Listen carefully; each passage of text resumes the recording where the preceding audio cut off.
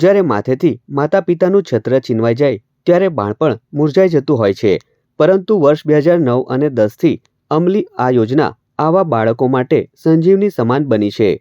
બનાસકાંઠા જિલ્લામાં અત્યાર સુધી 2818 બાળકો આ યોજનાના સહારે પગભર થયા છે।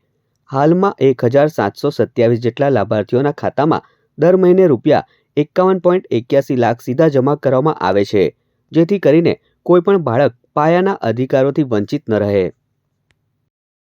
અને હર્ષિદા છે મારા પુત્ર સંજય કુમારની પત્ની છે ને તે સાસણ વતની હતી।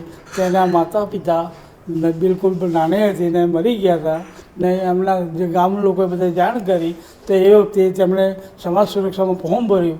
તેમણે મહિને ₹3000 સમાજ સુરક્ષા આપતી હતી। વિચારી અને રજૂ કરેલી યોજના છે।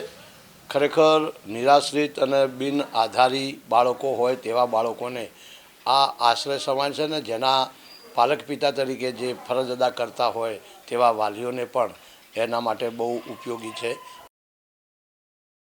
બનાસકાંઠા જિલ્લા સમાજ સુરક્ષા વિભાગની સક્રિયતાના કારણે આજે જિલ્લાના છેવાડાના ગામડા સુધી આ સહાય પહોંચી રહી છે।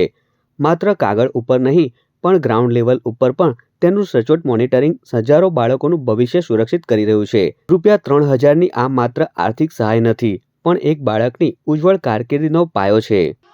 બનાસકાંઠા જિલ્લામાં કુલ આજ દિન સુધી 2025ની સ્થિતિએ 2818 લાભાર્થીઓને લાભ મળેલ છે, તેમજ હાલમાં કુલ 1727 લાભાર્થીઓને ₹51,81,000નો લાભ મળી રહેલ છે।